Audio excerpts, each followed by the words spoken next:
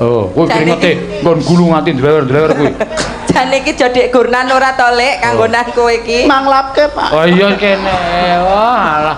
Kok aleman kok ya. Rambian-bian ngono kuwi. Alah. Nek ngono ra wong wedoke ora gampang emosi. Ya Allah. Diketak tenan Pri.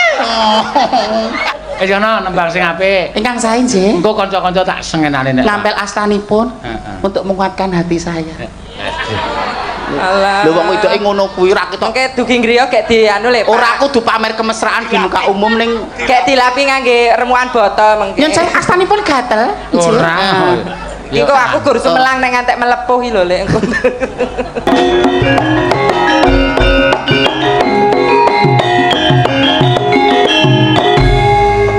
Nah, matur sembah nuwun. Wah, nganggo lendang barang saiki jan. Iya. Piye nguri Pri? Lah nyapa ta Lek? Bengi iki pamormu kalah karo pamorku. Ora iki pancen nak sawang kok kaya beda temen ta ya. Nek dandananku wis pol-polan ngene iki nek ngantek menggo dalan milih wong wedok liya kebangeten. Ana sing kudu dipresake. Siapa sing mbok maksud ki? Ya Kang Mas no harus sapa dadak Kang Mas. Jenengan sakniki lho, nyon sewu dianggap bae panjenengan dereng kenal kula dereng tepung. Perubahan sing cukup signifikan napa dari kula? Luar sampean kula mengo niki wau elok tenan. Sampean dinapakke niku, raine dipres nganggo napa kok? Kok dipres jenenge wong diturah-turah ya nggo dandani awak no. Apa kula ngono? Nah, iki. Diturah ya nggo dandani awak no. Ketok ayu tenan saiki ya. Duwe turah-turah dienggo apa? Dandani awak. TLK. Apa? Telek. Perasaan mah bar letong kebo saiki kok telek. Ning ora sampean kita lagi tak iling-iling ket mau kok bedane nggo napa kok ya bengi ketok mencorong tenan lho. Nggih anggenipun ngati salira ngati besa niki back to nature, kembali ke alam, kembali ke masa lalu. Mboten masalah kebaya. Mas Suryan iki lho. Mas Suryani iki lho kok katon beda iki ngapa mbok nyoba nyerah Yakin sumpah kaya keseng ngono lho Le. Aja ya Pri, ngono men dari ati aja mergo ojo-ojoki. Janjane apa to? Lho, lepene pun beda to. Iki lho, iki do pucet-pucet to. Mamah dong jati. Oh alah kok. Kita benten. Meripat sing ketok meripat iki. Matur nuwun. Sangkeme. Manjo hahaha. Saploke bar kok Parangkusuma kok terus maleh to Lek kowe iki. Nek parang sesire. Oh lah rak yo ngono diluruskan. Kok gesut ngono terusan. Sampeyan niku pinter tenan iki. Satu tetes air mata istri itu dosa bagi laki-laki. 1000 dosa bagi 1000 dosa. Ora wedeni kuwi. Ning nek satu tetes dari pria itu bisa rolas ya sok metu loro, sok metu sitir gantung. Tetes apa sik kowe iki nggo rasa ditutupi. Tetes ning sing berkualitas itu seberjuta-juta ning satu sing dibutuhkan. Dadi putra kang soleh lan solehah. Lha mula nek berkualitas ku ya kanthi cara kang resmi, omah-omah, nikah, bergaul yang sehat lan sak piturute dadi putra kang soleh lan solehah. Bergaul yang sehat kuwi sing kaya ngapa kandhanono tata carane engko nek arep kumpul bojo ki piye ngono. Iki soalé Mbak Mimin ki pancen top nek nggon mejang kaya ngono. Tata carane nek lho iku penting lho. Penting. Oke, pinanganten sing ngerti tata carane berkumpul karo bojo langsung wes apa perlune. Lah itu ora apik. Dadi anak ya anake mesti gentro. Ya kaya Pak Muru mbokmu dhisik ya bar kok sawah ngetek sikil langsung mangkat ngono ya dadine kok ngene. Ya ora ngono dadi kudu nyun sewu. Disunahkan kuwi sesuai sunah Rasul lho. Entah kamu mau berhubungan badan dengan pasangannya mau atau hanya sekedar untuk tidur, sebelum tidur memang disunahkan untuk wudu terlebih dulu. Sesuci karena kita tidak pernah tahu bar turu kita iso-iso tangi esuk-esuk apa bablas kita nggak tahu. Jadi kita misalnya tertidur dalam keadaan suci. Wudu syukur bagi mandi besar. Terus nomor loro meskipun kados Mbak istri menika ngagem jilbab syar'i ya mau ngerti to. Ning nek setelah di dalam kamar dengan pasangannya disunahkan memakai baju yang transparan. Wow. Baju sing transparan. Niku asline ngoten niku. Asline ngoten niku. Lho, Mbak Presiden ki ya ngono ora apa-apa, mau kebaya golek kebaya sing klemir ngono kuwi. Rambut diore ngono ora apa-apa. Nek kowe nek nggo baju transparan kok malah medeni ya Lah apa? Ya pokoknya medeni. Lho, nyon sewu transparan nyon sewu ini rada dianggap saru monggo. Ki muga-muga bojoku nonton iki. Soale bojoku ki nek ning kamar malah katoke rangkep. Jaketan. Oh, dadi wah ngrekoso kan. Lah. Le bukake malah karo tengah jam ya ra. Terus transparan bukan berarti nyon sewu transparan bukan berarti telanjang bulat. orang ngaku Karena kita manusia tetep masih nganggo awer-awer. Aja koyo seneng film-film ngono kae aja. Terus Nek bar ngono maca Al-Fatihah ping 3000. lah terus wik-wike kapan nek 3000? Enake esuk subuh kae kok pri. Kaya tahu-tahu. Iki dirungokke tenan kok sembrono. Lah pancen prayoganipun kualitasipun enjing setelah kita bangun salat tahajud, sare sedili terus arep subuh kae ngono kuwi engko arep subuh krama seger makarya bungah atine. Wis tahu Ale? Rumangsaku kaya wedok-wedok kae. Ya wis tahu urung. Wis tahu urung. Nek aku ya durung tong jenenge. Oh wis ding. Terus klirikin. Ora ding ora. Maksudnya intinya apapun itu yang penting yang berkualitas. Iya. Ya memang disunahkan, bukan ini bukan disunahkan. Memang kalau menurut dokter wong hubungan suami istri itu minimal seminggu 3 kali. Minimal seminggu. Pamriye ben apa kuwi? Supaya pria suami tidak mudah terkena kanker prostat. Seminggu minimal 3 kali. Lah jenengan nek prai mah mancing. Ya, prai mah mancing gak 2 dina ya jas Aku mancing kowe ndelok bojoku kok. Oh, nek bojoku turune miring ngiwa ya lek nguncalke walesan saka kiwa. Bojoku miring nengen lek nguncalke walesan saka tengen. Bojoku mlumah aku ora sida mancing. Mancing. Ngono kuwi ya. Pancen usia nyon sewu 40 ke atas. Tak tutuk walesan. Usia 40 ke atas kados kula panjenengan hampir 50 menika pancen harus banyak olahraga. Oh iya. Minum air putih. Mengurangi rokok. Betul. Nah, terus tidur yang nyon sewu kualitas. Nggih. Terus yo nek pas hiburan boleh, mancing itu. Ning yo angon wektu, bojo iku kudu diopeni. Wis tinggal wayangan terus, perai ra dikapak-kapakke. Wong wedok ya padha nglakoni ya jenenge. Yo ingin. Ingin dikeperuk apa piye kok. Ayo, Lek. Semangat ya. Ya semangat no kok iso. Lebone jek jeru kok ora semangat. Nih ya tenan kok beda tenan Pak Suryane. Aku munggahno kaget. Malam ini Apri kalah cantik karo Mimin. Oh iya. Mboten cah ngendikake ngoten ndak bocahe nglokro. Apa iki jane nggone ya padang kowe iki jane ketok ayu koyo sing ngendikake Pak Seno mau lho. Napa? Nek ketok ayu gone nggon petengan lho nek iki kok ketok ayu. Ya ora nek bengi iki tetep aku ayu. Walah. Yo lugo.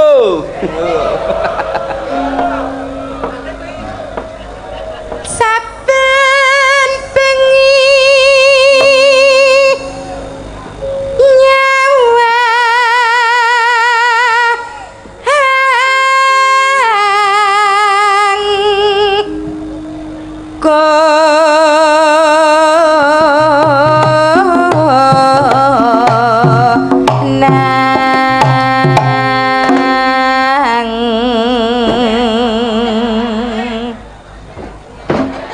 dimatke le tenan. Prayogane pancen ping 3 kok nduk nek agek pindho ngono iki seneng ganjil kok apa-apa.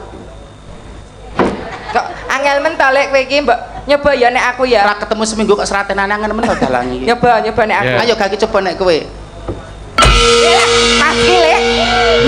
Nek kowe kok go mak kluthik ngono ki piye? Ya ora apa-apa, pancen rung pemanasan ki piye kakung sok ngono kuwi klewok-klewok. Apa terpesona karo kecantikanmu ya? Mbok menawa iso uga, Nduk, iso uga. Dadi pengen aku bulan baleni main katok lempeng sani. Lah yo. Lah kok le. Yen memajang hamong karo janer kuning.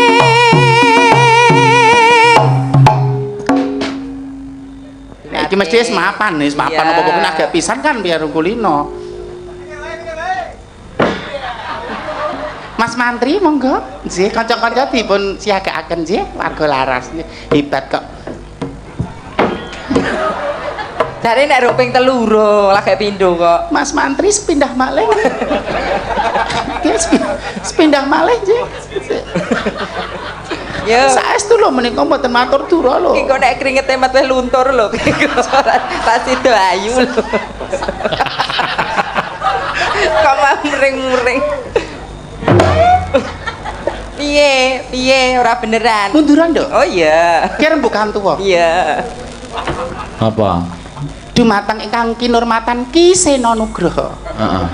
Menika nyun sewu napa kanca-kanca warga laras menika anggenipun penyan paring bebingah napa kirang. Amplopipun napa kirang napa dos pundi? Loh, Kok ngantek mung jenggleng kula mumbule kok ngantek do klewo-klewo menika? Nyun sewu kula keterangan penyan sampun full sesuai dengan nominalnya wis mumpuni kok bocah-bocah iki do sak penake dhewe. Lah, ini yang patut saya persalahkan. Ning nek saking penjan ki pancen mung crit-crit lho sing salah jenengan. Ya lah. Loh, ini kula klarifikasi sebelum saya menyalahkan kanca-kanca warga laras. Oh, lanange ketok lanange. Sukimine metu ya. Saking penjan kok dos pundi le ngopeni kanca-kanca warga laras. Loh, aku lek ngopeni ya wis apik-apik kok. Pun leres jumbuh kalian kadewasanipun piyambak-piyambak. Jumbo, Loh. jelas. Dari tembungmu karo kanca-kanca piye? Berarti Tembungmu piye? kesalahan neng gone kanca-kanca warga laras ora ning Pak Seno. Nah, aku ora tau salah kok. Karepmu piye? Nyambut gawe ora tenanan ora tuwajuh. Mung kan jengglenge kok angelan. Jalukmu apa to? Jalukmu apa? Jaluk ngersake dedek engko ngono wayahe. Alah. Duit ana hitungane mbok engko ngono lho. Kok senane gak ki wong wedok. Pisan kas mumbul ngantek ora? Oh. Gelut ya gelut. banget. Ayo, pisan kas. Ya. Yen memajang. Awong urung ditembangi kok isar mencolot to. Saking semangatipun lho. Oh iya. Yen memajang mung karo janer kuning.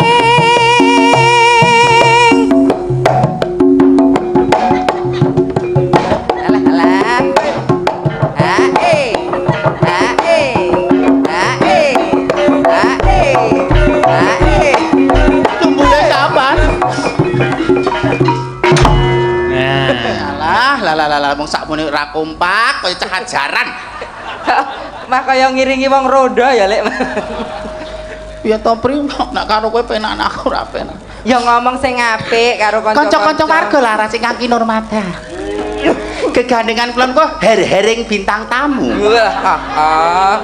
Jarak 10 km gandane wis ngambar arum. Kok mung disepelekke mlio ya kesangetan. Monggo para coro-coro. Lah kok coro-coro. Kanca-kanca warga laras. Kanca-kanca warga laras. Ya. Ya, budgetnya pri? Engko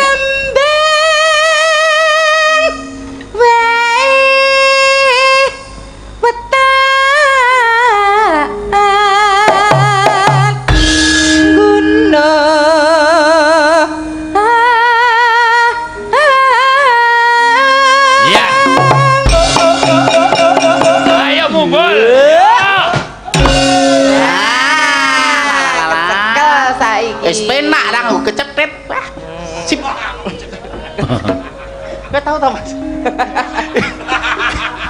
Bojone Mbak Ayu ki aku tau kecethit pernah. Pacitan Serewi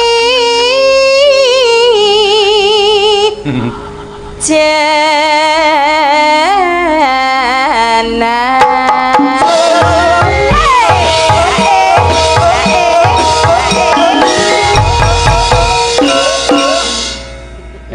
penak. Iya. Ayo. Wedok. Wedok. Panas. Wah, jan. Sembangane apa ngrungokke wedhus nglairke. Letong terus wedhus telek ora apa-apa. Innallaha ma'asabirin. Gampang. Panas sudah. Panas. Oh. Yan. Coba anak panas sudan aring-aring capek ngene ya. Aku kok kaya terpesona karo desahane lho. Oh, desah. Heeh, kaya arep napuk. Panas udan aling-aling capek. Heeh. Gunung. Jian. Waduh. Lah, mulai jan. Kaya suarane kaya Mbak Yuni Buwaljina. Kowe ae. Oh iya lho kaya galake alah. Wis gampang juk kon ngajari sing angel wis tak angkat kok. Natian wadan sarata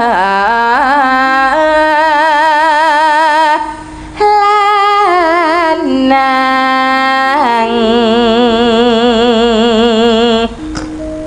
inumane banyu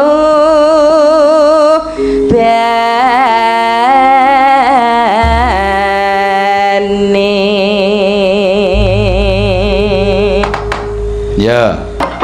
Sik, ngopo? Sik. Kok nangis ngopo? Kok nangis ngopo? Malah nangis ki lho. Ngapa? Mau pas nyegleng aku digawe jek tak tampa. Paribasan mbok menawa ki rasa kampange kanca-kanca warga laras karo aku. Ning bareng dibaleni iki dibaleni ping pindho nek. Kok rumangsa aku nek kene ora diwongke. Lah piye karepe dikebokke? Meneng kok kowe. Kowe bungai pas kowe penak terus pas aku iki lho. Oh. Kalau gak ada wong-wongane kok. Ora masalah wong-wongan, kredibilitasku sebagai bintang tamu tersohor malam ini hancur. Kaya ngono iki mantung amal perbuatan. Ora ana urusane amal perbuatan, urusane ra ana menika. Urusane kowe nguwongke kanca liyane apa ora? Bintang tamu tersogok kok di.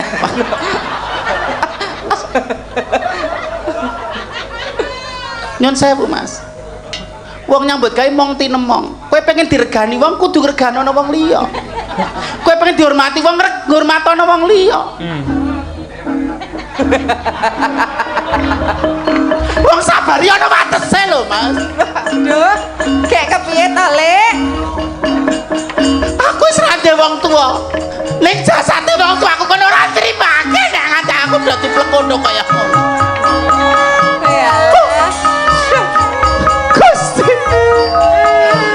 Gusti kamu aku.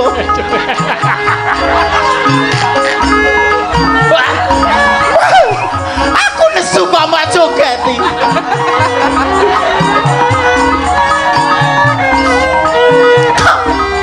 Terano. Sengenono kayak bunga ini di atas penderitaanmu kuwi. Mas. Karmu ki do piye? Aku ki sedih glo eluku kaya malah do bungai.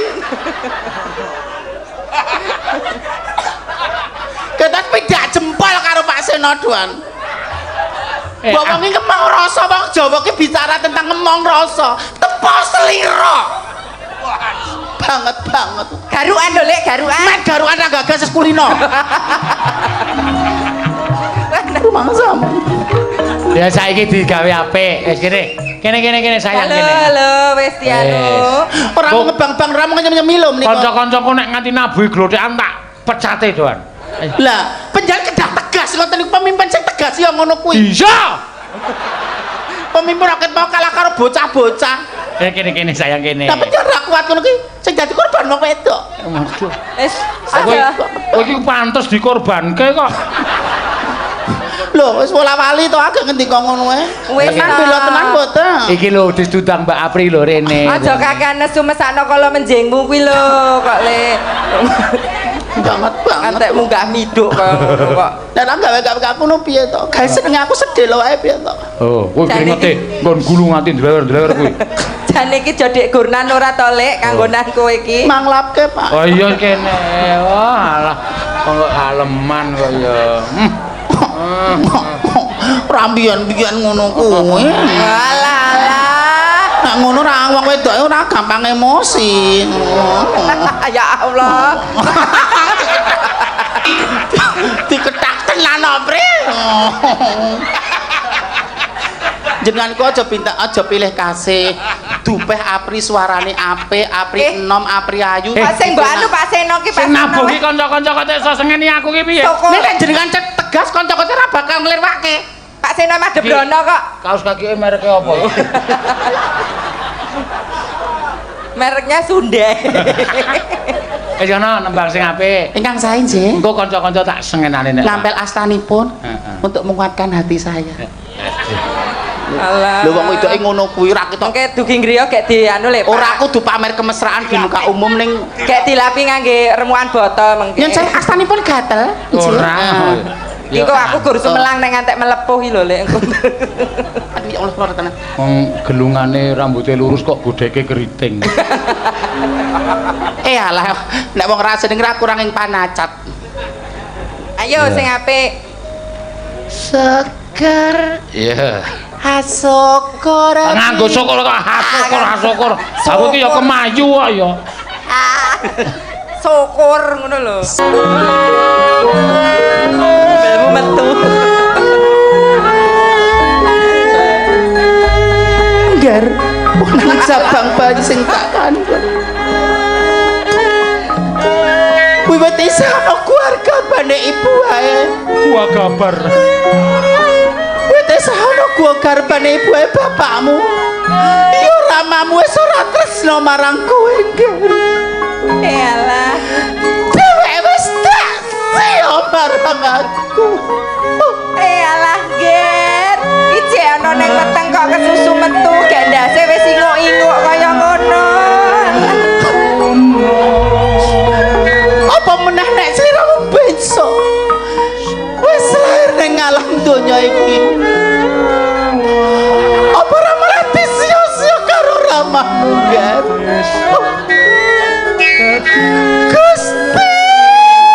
Gusti. Mungkin nek keserak mingkem dhewe. Jagat wasesaning Bathara. Kok ana priya kang mentolo marang garwane kang ditresnani. Yo tak